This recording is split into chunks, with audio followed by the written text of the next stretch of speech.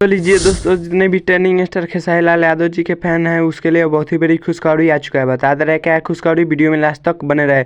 तो बता दे रहे कि ट्रेंडिंग स्टार खेसारी लाल यादव जी का पोस्टर पे गाने का डेट आ चुका है, जो कि बहुत ही मस्त प्लास्ट सॉन्ग होने वाला है, जिस सॉन्ग का टाइटल दिया गया है सुना है कलेजा।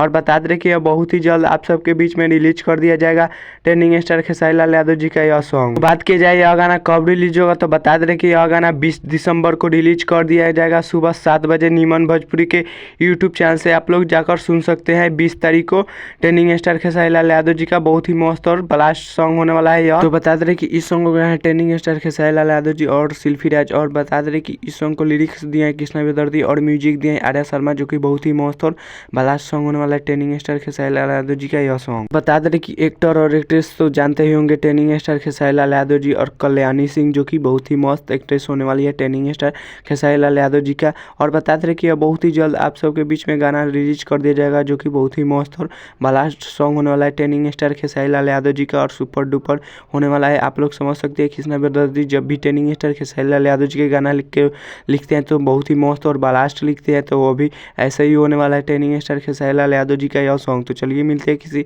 अगले वीडियो में। चैनल पर नए तो चैनल को सब्सक्राइब कर लीजिए और वीडियो को लाइक कर दीजिए और वीडियो को शेयर कर दीजिए। तब तक ले जय भारत जय भोजपुरी।